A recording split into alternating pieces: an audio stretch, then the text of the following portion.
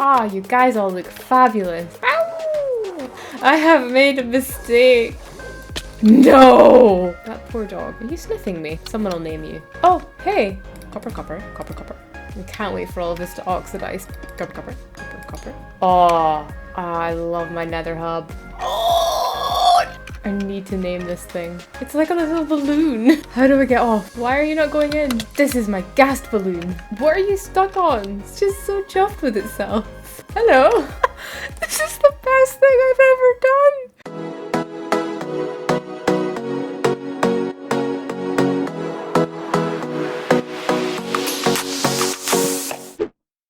Hi everyone, it's Pi here, your mediocre gamer, just trying to play a little bit of Minecraft. So last episode we got our little ghast friends and I'm happy to report that they have stayed and not despawned at all. I did take the pink one out of the tower because my mum was really sad that it was stuck in there. It is tethered to a lamppost just in case for some reason they did fly away, but the other two, they seem to be really happy just hanging out here. The pink one, my mum has named Balloon, so we will name it today. Now, you're probably wondering why I am standing on top of a giant pile of copper. Well, let me explain. A couple of episodes ago, we made our nether hub and I put a bunch of copper into it. And I was just going to wait for it to oxidize, just like I normally do with everything else. And it turns out that copper does not oxidize in the nether. Something to do with lack of oxygen. So what I had to do was take the whole lot out. I dumped it in this massive pile here and just let it oxidize out here. Now I know that putting copper in a massive pile like this is not the most efficient way to actually oxidize copper, but I don't really have anywhere in my base to spread it out, so I just dumped it in a big old pile and hope for the best. But as you can see, it has all fully oxidized, so we are going to take that all down just now. So I have recently gotten a couple of DMs basically explaining how I can get more followers, how I can become famous, if you will. And the basic gist of it was I need to build amazing builds that blow people away, that I need to do more challenges that keep people entertained and show my face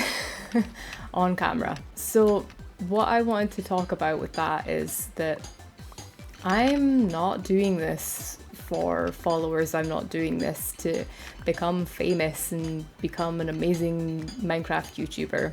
I have 100 subscribers on YouTube and I'll be completely honest, that's way more than I ever expected. I remember being excited when I reached 10, which again was way more than I expected. So to have 100, like that's massive for me. I watch a lot of Minecraft YouTube and I know what needs to be done to gain subscribers. I know that you need to follow an algorithm and basically do a lot of work to get people to watch you. But I never started this because I wanted to become famous or gain a bunch of subscribers or anything like that. I started this because I am absolutely terrible at Minecraft. So much so that the first world that I started, I built a giant pie symbol out of purple wool, I think, or pink wool, I can't remember. And I made a thing called Pie's Lava Tour, which basically was a big glass tunnel that I made in a cave that took you around some lava, and it was cool at the time, but it wasn't very exciting. It was just me trying to have some fun, and I was obsessed with lava and terrified of it at the same time, obviously. But when I died in that world and lost all my stuff, I had no motivation to keep playing. There was no one watching me. It was only for myself. I didn't have any need to continue to build back up and get my tools again and everything like that. I've never played in a world where I have died, lost all my stuff, and then built my way back up to play again. The last world that I played before this, I basically was digging like a massive hole that I lined with smooth stone and built my item sorter at the bottom of it. And it was so bad that I actually had cheats on where I had keep inventory. So what I would actually do is when I needed to go back to my base, I would just jump into the hole and die and reappear back at my base with my inventory intact, because that was the only way that I could play. I couldn't play properly and die and then get all my stuff back, basically. So the reason that I started this was so that I had viewers, even if it wasn't very many. It was so that if I did die and lose all my stuff, that I had a reason to keep going. And that actually happened when I first went to the Nether. I did. I died in lava and I lost all my stuff. I laughed it off. Oh no! That's why we don't travel to the Nether. And I continued. And that's the first time I've ever done that. This is the longest world I've ever had. And I've done so much in this world for the very reason that I have some people watching me. Yeah, there's not very many, and that doesn't bother me. I would rather have 10 subscribers that loved my videos and enjoyed them than have millions who were not really that bothered about watching it. I am enjoying this so much. This is the most fun thing that I have ever done with my time. I love recording, I love the playing, I love thinking up new ideas and just playing the way I want to play. And I love the video editing part of it. Hi, editing pie! I also get a lot of tips from people. I'm always grateful to get tips from people. There are loads of things about this game that I still don't know. But a lot of the tips that I get are, you should be playing the game this way. I know everybody plays the game differently and I totally understand that. But I don't want to just play the way that people expect me to for the sake of it, for the sake of this is what's going to make you famous, which I don't care about. Or this is going to earn you more subscribers. Which again, if you want to subscribe to me and you want to watch my stuff, I am so happy about that. But it is not the be all and end all of why I'm doing this. I'm doing this for my own challenge to actually play Minecraft and potentially even beat the game. That is such a massive part of this, is that most YouTube Minecrafters, they want to beat the game as soon as possible so that they can get their elytra, so they can get their shulker boxes, etc. And it's really cool. You have speedrunners who can beat the game in 4 or 5 minutes, and that is insane. But I've never beaten the game. Up until this series, I had never been to a Nether fortress. I've never been to the end without being in creative mode. I've never had an elytra of my own. And I want to be able to do that legitimately myself and have some people following that journey. So that's really why I'm doing this. Anyway, enough of that. Let's get on with the episode, shall we? So, plans for episode 27. As always, we are going to start with showing the base updates. Now, I was going around my base quite a lot before recording this video, trying to work out all the stuff that I'd done, and I hadn't really done all that much. I think one of the main things that I did was change the orientation of these stairs. So they used to go up here, but now they go up the front. Whee! I think that I like it better with how the base is eventually gonna look. I'm definitely gonna change all the brick to, I think, tough. I think tough is gonna look good with the wall. Get some more kind of colour in there, some glass, etc. But I just think that this looks a lot better than the side stairs, because you've got a kind of visual at the front there. I have done a lot of other stuff, but it's mostly things for the actual episode. One thing I did do is I caved and I got the continuity mod that makes glass seamless rather than having the outline on each glass block. And in the trading hall, it has made this really cool mirror effect on here. How awesome is that? But if you look a little bit closer for a little bit longer, you'll see it's not actually a mirror effect. I did this myself. Everything has been mirrored underneath, and I've got all the glass filling it up in there. At first glance it does look really cool, but obviously the immersion breaks a little bit when you realise, but I think it looks really, really awesome. I did want to have the smoky glass effect, and I did try it, but it wasn't really what I was looking for. So when I did this, I was just over the moon with how cool it looks. I really like the fact that I've got the stairs underneath as well. That looks like it's going into the main hall. So yeah, I did that. I have been breeding up my bees quite a lot. I'll show you what I did down in the farm to make that process easier. Oh yeah, the other thing with the continuity mod is, oh, we're not going in there. Look how cool my map looks now with the glass open. I know that my husband is going to be really happy with this. Bertrand is in a boat, mostly because I'm absolutely terrified of him dying. So this is where he lives now. So this is what I have been doing with the bees. This is a flower that you can just bone meal and get a bunch of extra flowers from it, which makes things a lot easier than trying to pick up flowers every time. So I've got so many lilacs in here. And bees. Basically, whenever I can, I just breed the bees up. There was one point where I think I only had one, and I ended up going out and getting another one just so that I could breed them. But now I just have bees galore. They do keep going out the doors because of the way that their hitboxes are. They can actually stand on here and come out. So sometimes they do that. But most of them just stay in here. And sometimes I just stand here and wait for them to come out. And then they just all surround me. I just love it so much. Anyway, I also changed my sheep. Wow, that's loud. So I have mostly white, cyan, purple, and black sheep now. So I'm getting a lot more wool from them. I cannot hear myself speak.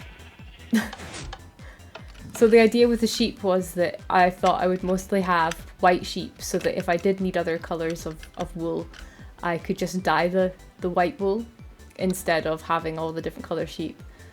And the reason that I wanted to have the white, black, cyan and purple is that that's the colours that I'm kind of using most in my base. Like I don't need a ton of yellow wool right now because I'm not building anything in yellow or orange or red, etc. So I'm trying to just get the colours that I really want, and then if I do need any of the other colours, I've got the dye, so I can just dye the white wool. That was the idea for that. The other thing is, where did he go? Here he is. There's this little guy that came through the nether portal and just picked up a basalt, and he hasn't grown up at all. He just wanders about the base like Bertrand used to. And I'm trying not to get too attached to him because I know that if he gets out, the snowmen will kill him. That's part of the reason I wanted Bertrand in a boat as well, because if he gets out, it is the end for him and I cannot have it. So this little dude has just been running about and, like I say, not growing up. I don't know if he's just going to be part of the base, but we will see. To be honest, the only other things that I've really been doing while playing is, like I said, stuff for the actual episode and harvesting. Really, I have just been letting things grow and then harvesting them. So I think we should probably just get started with what we're doing. Okay, so this first thing is going to be an ongoing thing.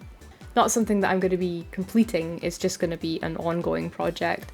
Have you guys ever heard of desire paths? They are basically paths that have been made by people just walking on them. So if you've got a squared off pavement, there might be a desire path kind of cutting off that corner. It's basically where people have walked so much they've worn away the ground, and in doing so made a path. Now, I don't know if this is true or not, but in a university somewhere, I'm pretty sure that they just let people walk about wherever and then made the paths out of where people were actually walking. And I am obsessed with desire paths. I'm trying to make one on my commute to work. It's slowly but surely working, but I walk there every day, so it makes sense that it would start to wear down over time. So my idea was basically, so I did have a bunch of paths on here, but I found that I was cutting the corners off of them an awful lot. And then I thought, well, why don't I make the paths desire paths? So wherever I walk, basically I'll just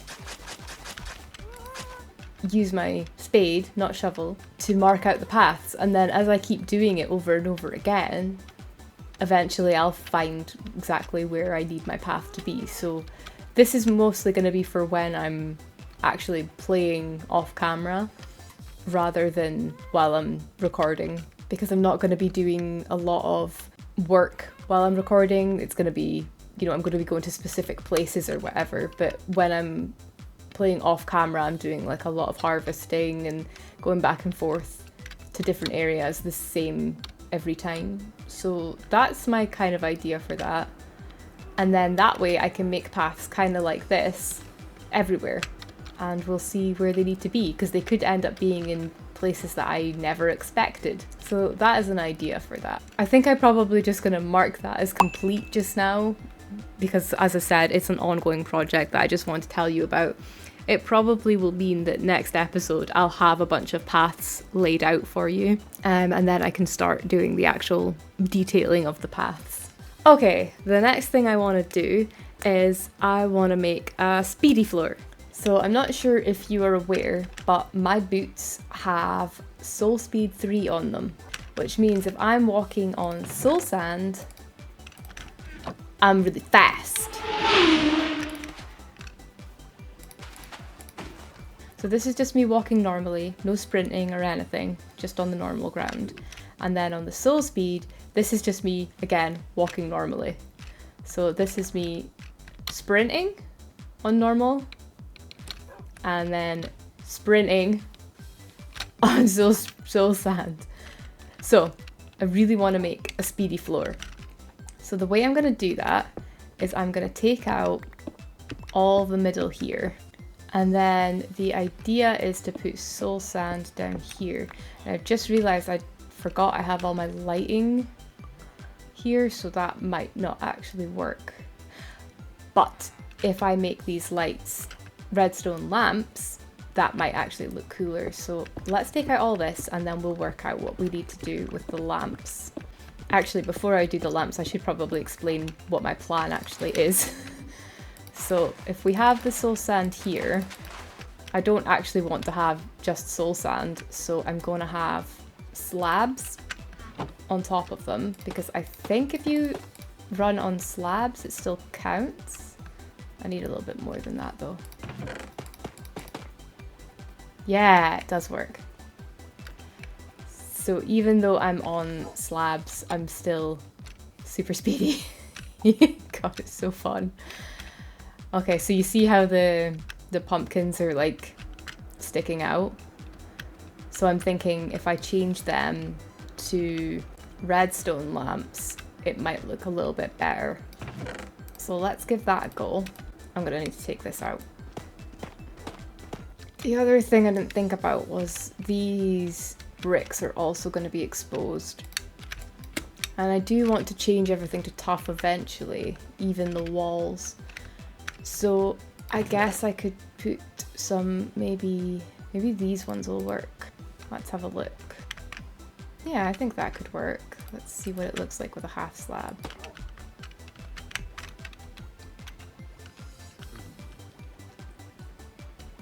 Yeah, I think that'll work out okay. We're just gonna have to take out everything. Oh, it's very dark in here now. Oh! Look how dark and spooky it looks.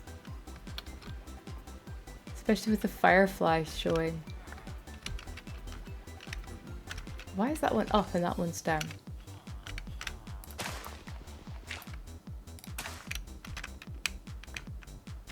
Oh, this actually looks really scary. Well, okay, I don't want to keep it that dark because mobs might spawn. So let's just put some temporary torches up. Right, I need to decide where the lamps are gonna go. So I think one here and one here is good. And I think just either side of the openings is a really good idea. I think that's kind of where they were before, but they might have been a bit more random. Right, now we need some redstone torches to turn them on.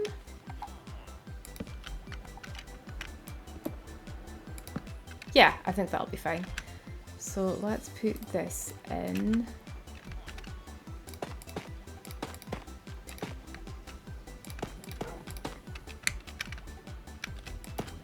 Oh, well that ain't right. Now I know the tough isn't gonna look that great to start off with because obviously, well, I don't think that tough goes very well with the stone brick. But as I said, I'm gonna change all of this to tough eventually. I like it so much better than the walls. The only thing is I won't be able to use the stone and the cracked parts, but honestly, I'm okay with that. I don't know if I'm gonna have enough of this, but let's give it a go. Ah, like 2 away. Oh my god, I'm so fast. Oh, this is amazing. Whee! Okay. I suppose I could... Woo! I suppose I could mix it up with some of the polished stuff. Like put that in sporadically. I don't know how that would look.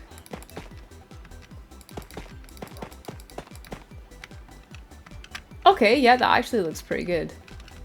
Right, let's put the carpets back on. Well, just in case I don't have enough, let's grab some more. An entire 2 more. Alright. This actually looks okay. I love it. I love it so much. The lights, I'm not 100% sure about. They certainly look better than the pumpkins did anyway. Oh. Nah, it doesn't look that bad.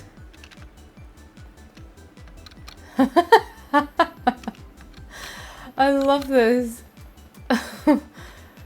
Oh yeah, I'm definitely happy with this. Very, very cool.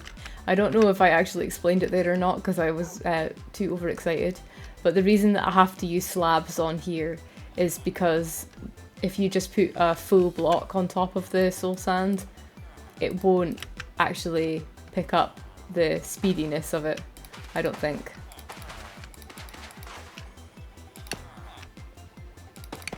No. So, see how it's just normal. But then on here, we go super fast. Oh, I love this so much. Okay, I need to calm down. I think the tough is going to look a lot better in here as well. I can still make some pretty patterns, I think, with the tough. I just think it gives it so much more depth and detail. And I feel like maybe this is just because stone always feels like it's starter base kind of stuff. You know, everybody could get a bunch of stone and anybody can make this, but tough is a lot harder to find and it just looks so much more chiseled. And I can still get the patterns and stuff in it with this. I wonder if there's any other slab types. No, just normal tough slabs. I don't think I want normal tough slabs. Well, there is no harm in trying, is there?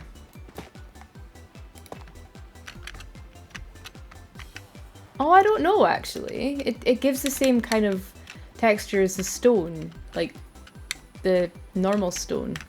Like I always feel like that looks like it's going in slightly. I mean, I wouldn't want to have that many of them, but we might as well make a few just for funsies. Just like, you know, 1 or 2. Okay, yeah, no, I actually really like that. A little bit of texturing. How's that? Yeah, I'm happy with that. I'm so happy with this. Ah, fun times.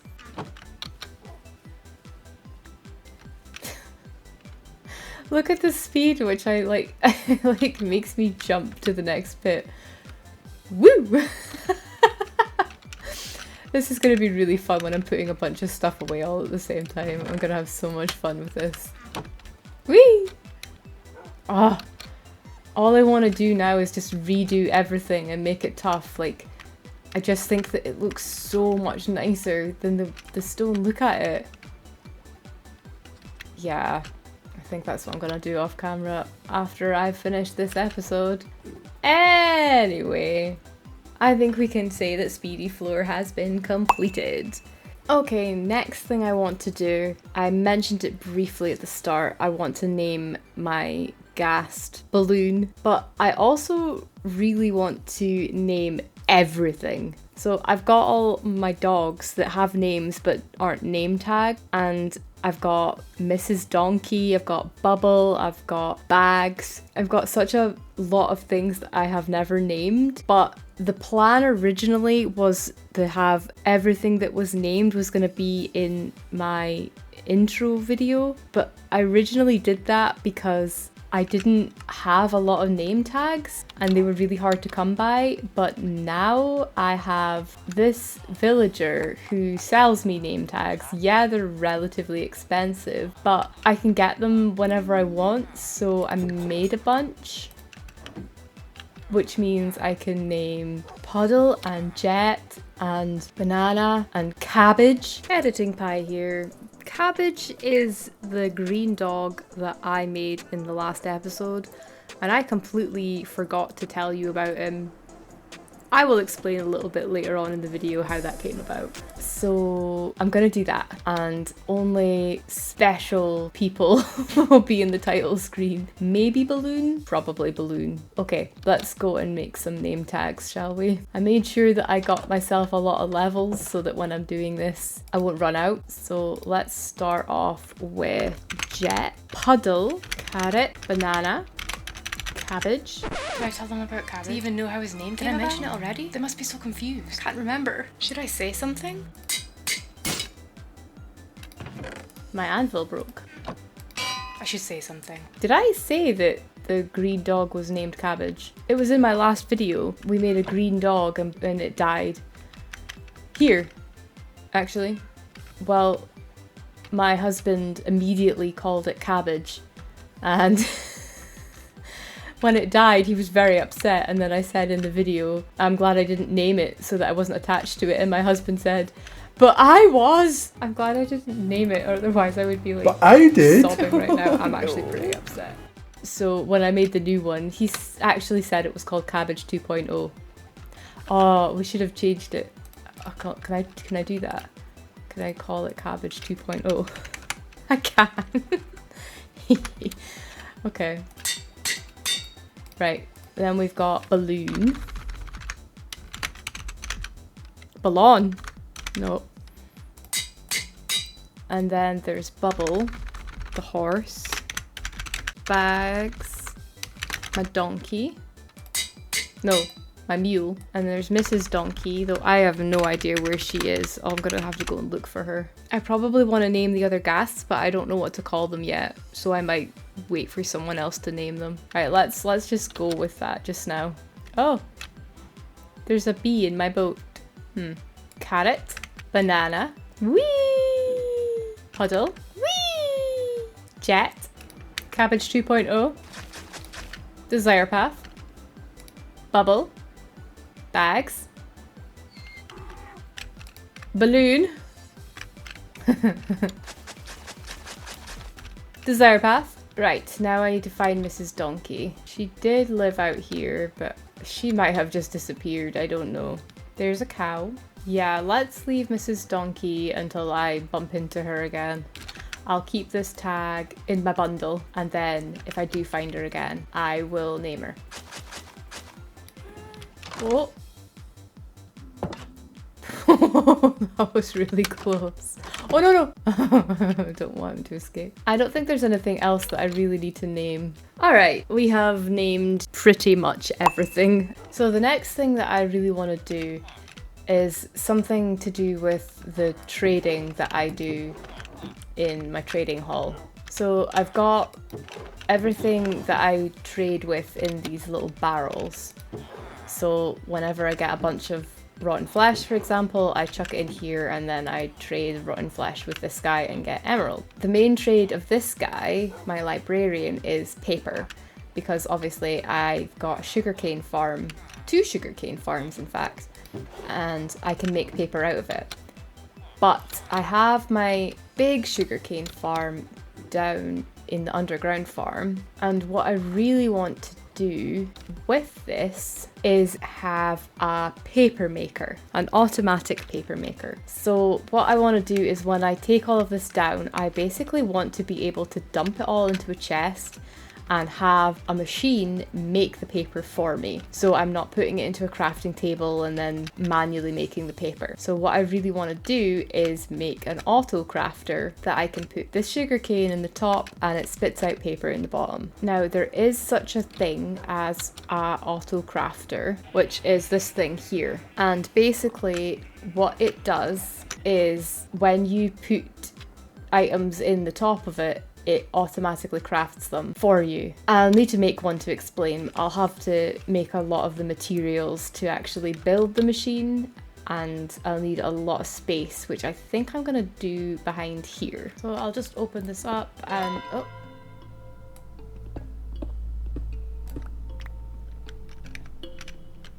Huh. That's fine, I'll just use this as the room I come into to pick up the stuff. So I'll probably want to make like a big space behind here to actually make the machine. So let's... Huh. Interesting. What? Everything you need for a paper maker. You're welcome. Huh, that's weird. Okay, well, I'm just gonna pick this up and we'll make a paper maker. Okay, so I probably want to start with where I want the chest to be. So I think I'm probably gonna have the chest about here. So I can come and pick up the paper from here. What I want is a hopper leading into this chest. So anything that goes in here comes into this chest. That's perfect. Then I want the crafter to be here. So the crafter, basically, you can close off these so that I can put in, there you go. So when you put in the sugarcane, it will automatically make the paper. So you can use this for different things as well. If you open up different areas, you can make different things. You can close off different parts of it, but for this I'm gonna need just those 3 open. So once it has completed its craft, which is the paper, I need to give it a redstone signal so that it'll pop out, and it should hit this hopper here, and then once it does that, it'll go in to the chest. What I'm also going to need is some brick stairs so that those chests can actually open. So I'm just going to make them over here. What are you guys doing? So if I put them that way,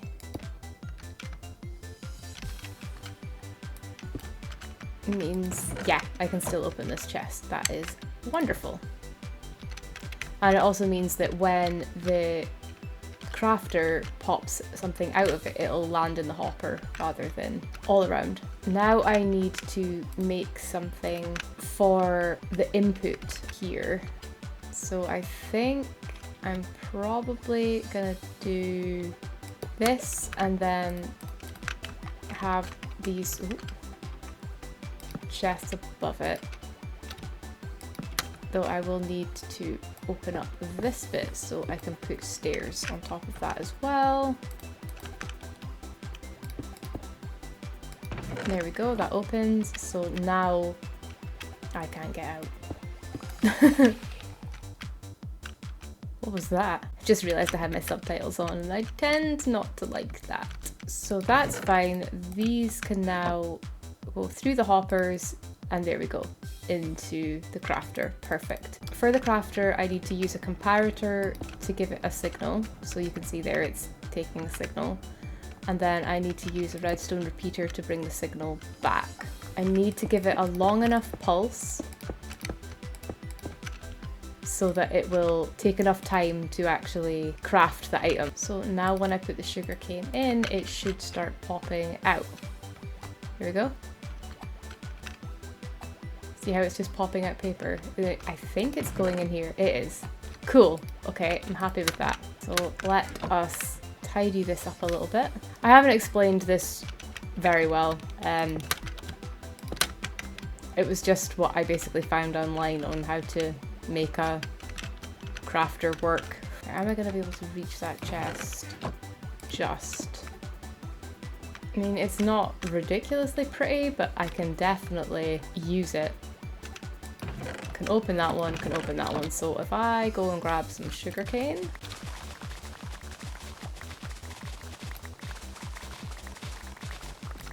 I think that's enough. And if I put this sugarcane in the top, we should receive paper in the bottom, which we do. And that is exactly what I wanted. So now when I harvest my sugarcane, I can just chuck it all into that machine and it'll do the paper for me. And then I don't have to worry about going back and crafting it all. It'll just be automatic. Oh my god, I'm so happy with that. All right, paper maker is complete. The last thing I want to do is something I've been working on quite a lot off camera. I've been doing a little bit of terraforming. So if you look over here, you can see that the river is quite messy. You know, there's a lot of sand, there's a lot of clay, a lot of dirt, just a lot of stuff. So what I've been doing is basically making it all dirt and then turning it all to mud, so that it's a lot neater and tidier and prettier. And I am gonna put in, you know, a bit of kelp, a bit of seagrass, things just to make it a little bit nicer underneath, but it just looks so much neater. And I also decided to bring the river round so that it comes all the way around here and then joins with the other water up here. So I cleared all of this out, made it all dirt, changed it all to mud, and now I've got this whole section that I need to fill with water. So the last thing that we're doing is filling the river. Now, in order to do that, I mean, I wish that I could just take this wall down and let the water flow into it. But unfortunately, the way that Minecraft mechanics works, I won't be able to do that. So what I do need to do is get a bunch of ice, which I collected earlier. I hope I have enough. Oh, okay. Well, he's gonna die. Okay, well, I'll show you here how this works. So when you place a ice block and then you break it, it turns into water. And it's a water source block, so it will fill up everything. So in order for me to fill up this entire river, I basically just need to place the ice along here like this. And I'm really concerned that I'm not gonna have enough now. And then I have to break, every single one. And because it is not cold here, this ice is gonna automatically melt. Or is it because of the torches, maybe? Okay, let's get rid of the torches, and maybe it's that, because I kind of want to do this all in one go. But let us get placing some ice. Enjoy!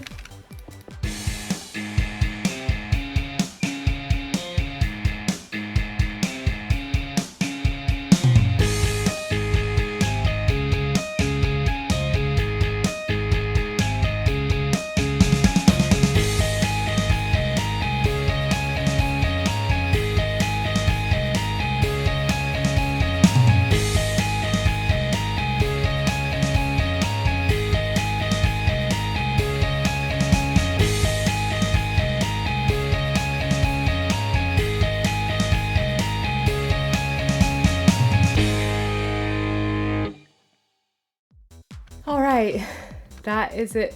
All done. You probably saw that I had a little bit of issues there. So it turns out that if there's an air block underneath the ice, it won't turn into water. So if we have...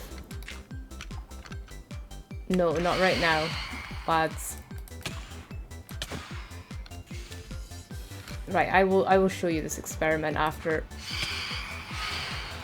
It's time for sleeps. Okay, so if we have an ice block on top of a dirt block, you break it, it turns into water.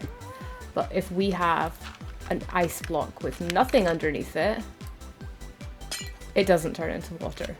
So what I had over here was a bunch of ice that was essentially floating. So what I had to do was put dirt under every single one of them so that they didn't have an air block underneath them, and then break the ice and then break the dirt. But there you have it. There's my river, nice and flowing. So it comes all the way around. And then we have obviously the snowy biome over here, so this is where the ice kind of starts. So what I did was I did actually make dirt as far as here, so that when you are underwater, if you are underwater, it doesn't look too bad. It still looks like it kind of goes on into the depth. So there is something that we need to do that I think is going to be really fun. I wonder what happened to that zombie pigman. Is he still alive up here? I wouldn't be surprised if he did die, because the snowmen would attack him. Let's just assume he died, and then if we do see him again, then hurrah! Okay, so the last thing I want to do is update my map to show the changes that we've made.